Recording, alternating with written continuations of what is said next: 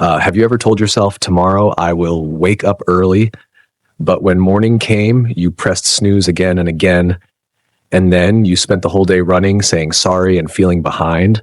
Have you ever felt that life is not hard because of big problems, but because of one small habit that keeps repeating? If yes, listen to this story. In a small town called Riverside, there lived a father named Tom. Tom was not a lazy man. He loved his wife, Sarah. He loved his daughter, Lily, and he wanted to be a man his family could trust. But Tom had one weakness that kept hurting his life. He could not wake up early. Every night he said he would sleep soon, and every night he kept scrolling on his phone or watching one last video. Then morning came, and the alarm at 6:30 sounded like an enemy. Tom's hand moved without thinking. Snooze 5 minutes, snooze again 10 minutes, snooze again until suddenly it was 7:40. Tom jumped up with a shock in his stomach like he had fallen from a height. He brushed his teeth fast, pulled on clothes, and ran out without breakfast. Tom worked as a delivery driver for a local printing shop. It was simple work, but timing mattered. One Tuesday, his manager said, "Tom, the customer needed those posters by 8. You arrived at 9. We lost the client." Tom said it would not happen again, but it did a week later. Tom was late again, and the manager finally said, "I cannot trust you. I am sorry." Tom walked home with his empty lunch bag and felt like the whole town could see his failure. At home, Sarah did not shout because shouting does not pay rent. She only asked, "What will we do now?" Tom answered, "I will find another job," but his voice did not sound strong even to him. That same evening, Lily came home from school with glitter on her hands and excitement in her eyes.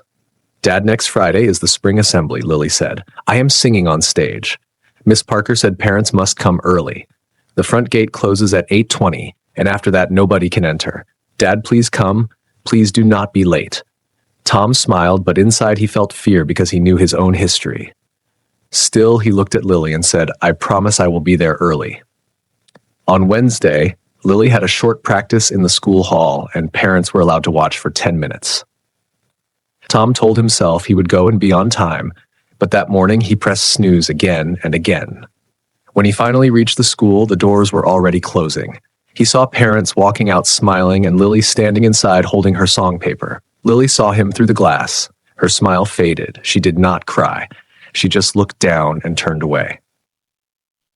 That quiet moment hurt Tom more than losing his job. In the car, Sarah said nothing for a long time, and then she whispered, "You did not just miss a practice, you missed her trust."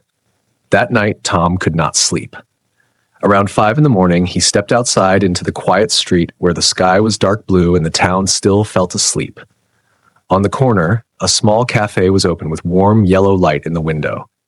The sign said, "Early Bird Cafe." Inside, an older man named Mr. Reed was cleaning tables and setting out cups. He looked up and said, "Morning, you are up early. That is rare in this town." Tom said he had not planned it and that he just could not sleep. Mr. Reed poured him a cup of tea and said, "You look like you are carrying a stone in your chest."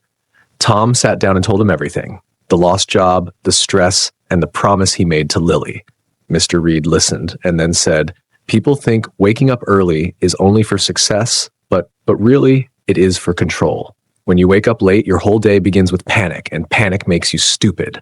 When you wake up early, your day begins with space, and space makes you smart."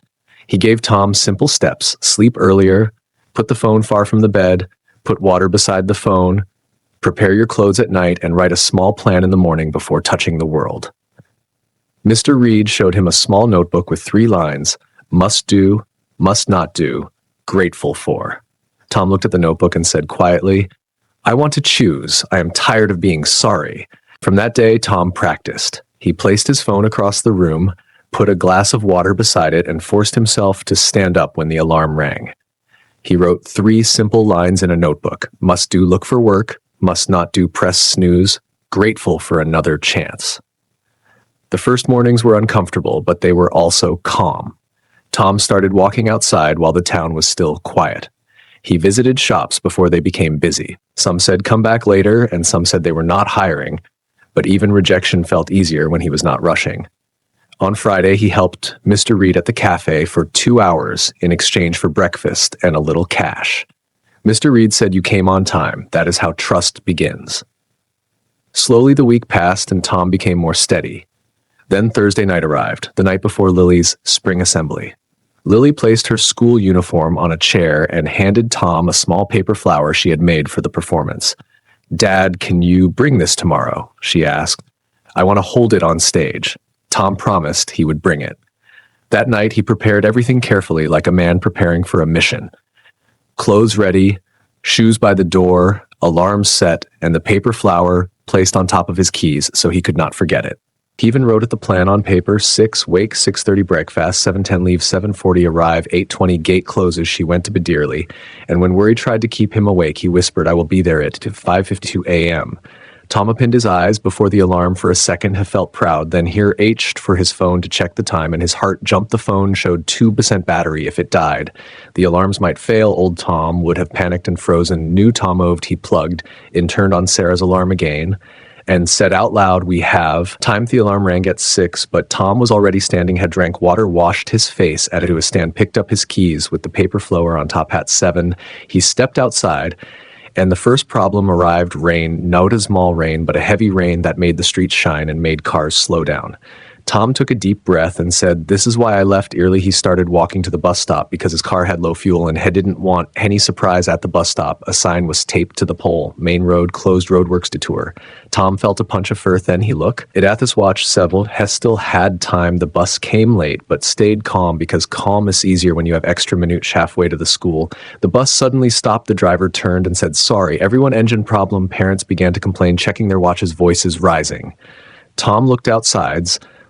The school was still a long walk away and made a choice fast. He stepped off the bus into the rain, pulled his jacket tight and started walking. His shoes splashed water, his legs burned. At 7:48. Here H the first school street and high. Chest jumped agag and a police officer was redirecting traffic flooded road.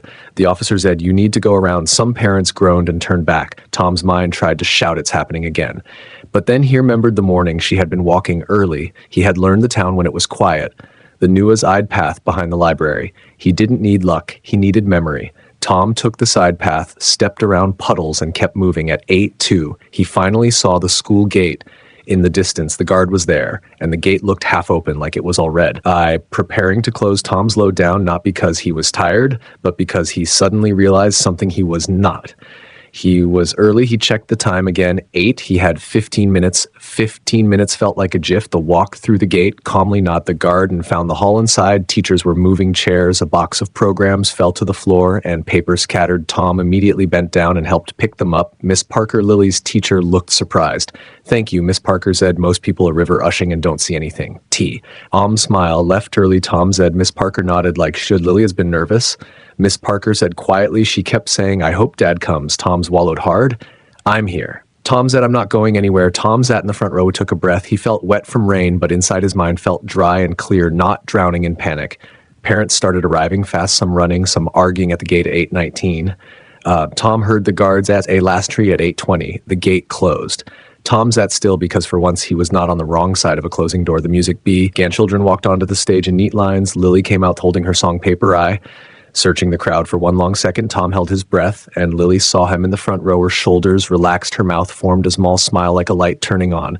Tom lifted his hand and waved once. Lily nodded, and Tom could almost see courage enter her like warm air. Lily sang. Her voice was clear, not perfect, but brave. Tom felt tears in his eyes because he understood the true reward of waking up early. He wasn't just on time. He was present. After the song, Lily ran to him and hugged. "Dim hard daddy, you came early," Lily said. "When I saw you, I wasn't scared anymore." Tom handed her the paper flower. Lily gasped. "You remembered," she said, smiling even wider. Sarah stood beside them, eyes shining, and whispered, "Today, you didn't chase the day, you just." They walked out. A man in a smart coat stopped. "Tom, excuse me," the man said. "I saw you helping the teacher and staying calm. I'm Mr. Bennett, Aruna Small Delivery Company." Tom's heart jumped. Mr. Bennett continued, "It needs someone reliable for early morning routes. Most people can't handle early starts, but you look like Kathy, kind of man who." Tom almost laughed because a week ago it would have been impossible. He said, I wake up early now?" Mr. Bennett handed him a card. "Come Monday at 6:30. Mr. Bennett said, "If you show up, we talk." Tom took the card carefully like it was something fragile and valuable. Later that day, Tom went to Mr. Reed's cafe and told him everything: the rain, the broken bus, the closed road, the front row seat, Lily's smile, and Mr. Bennett's card. Miss Reed listened and said, "So what did you learn?" Tom answered in simple words, "Waking up early didn't make the rain stop." Tom said, "It didn't fix the biz, it didn't remove problems, but it gave me time, and time gave me choices, and choices gave me a win." Mr. Reed nodded. "Tom added, when I woke up late, I lost jobs and promises when I woke up early. I gained calm, and calm helped me show up for my daughter today. Being early made life easier." And the moralist, the biggest benefit of waking up early is not just extra hours, it is control, because when you control your morning, you don't just reach work on time, you reach the people you love, and you reach the moments that can change your life. If you found this story help, please like and share it so more people can learn from it. And don't forget to subscribe to hear more truths about life and simple lessons that can change the way you live.